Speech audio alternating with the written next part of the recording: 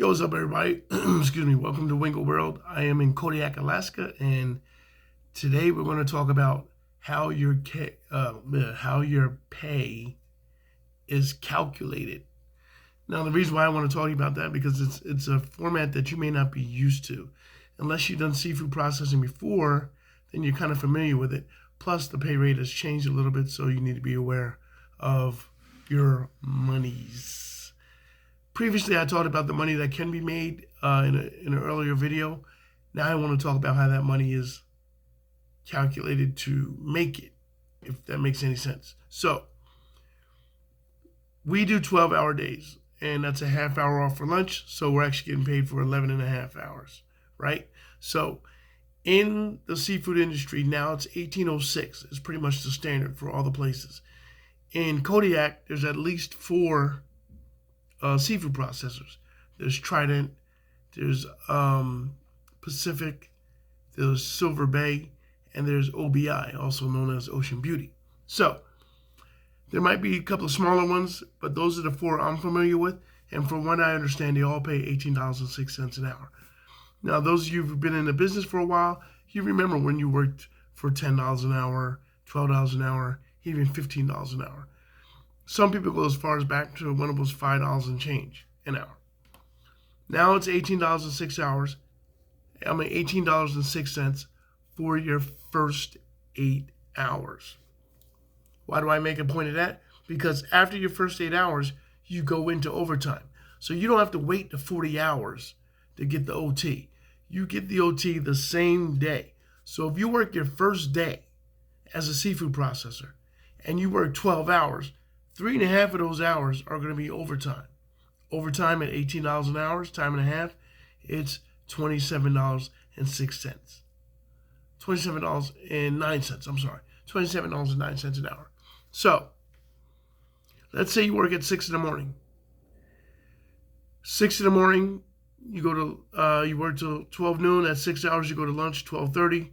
Then from 12:30 to 2:30, that's another 2 hours. That puts you at 8 hours. 2:30 to 6 is 3.5 hours. That 2:30 to 6 p.m. is time and a half. So up until that point, up until 2:30, minus the half hour, so that 8 hours, you're at $18.06.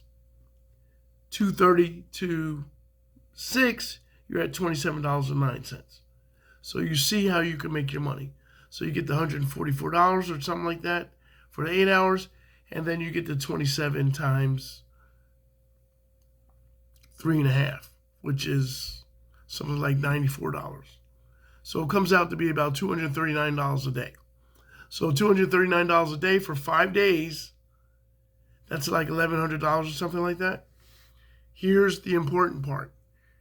If you're working a 7-day work week, the first 5 days is that $240 a day if you work 12 hours.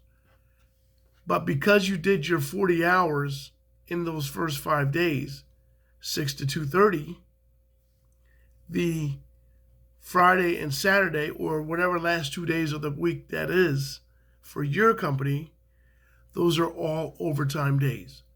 So the 12 hours on Friday and the 12 hours on Saturday, assuming those are the last 2 days of your 7-day work week, those are all $27.09 an hour. And it comes to about $297 a day.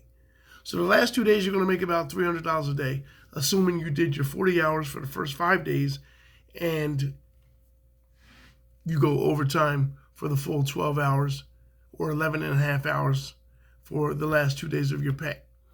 So it sounds like a lot, sounds a little convoluted, but do the math and you'll find out yourself. First 8 hours, first 8.5 hours, you get paid $18.06 minus a half hour lunch.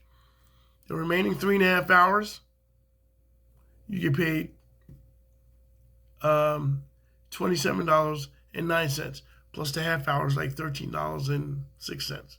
So all of that can add up. You're doing $239 a day, $239 a day, $239 a day.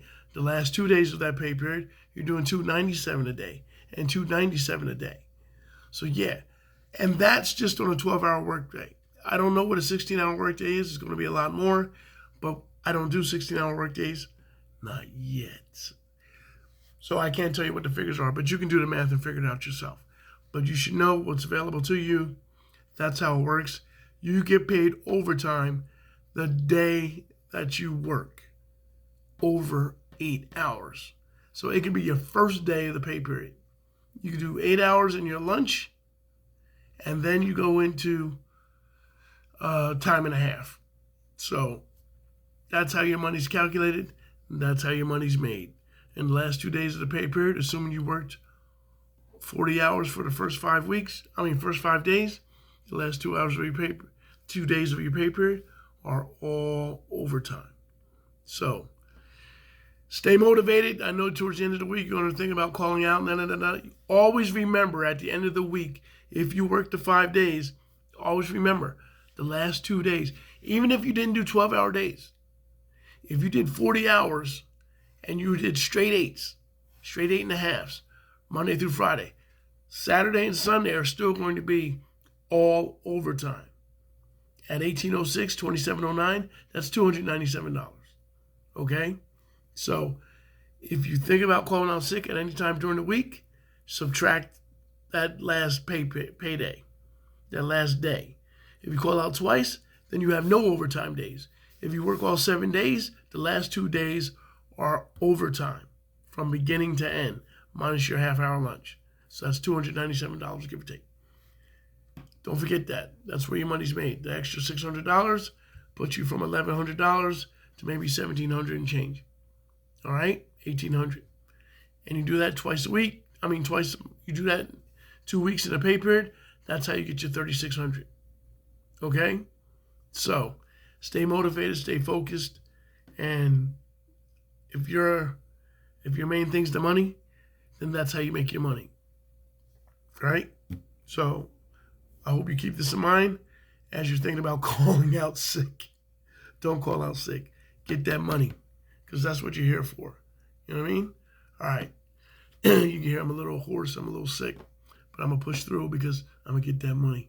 This is Dale with Wingo World. I'll talk to you later. Peace.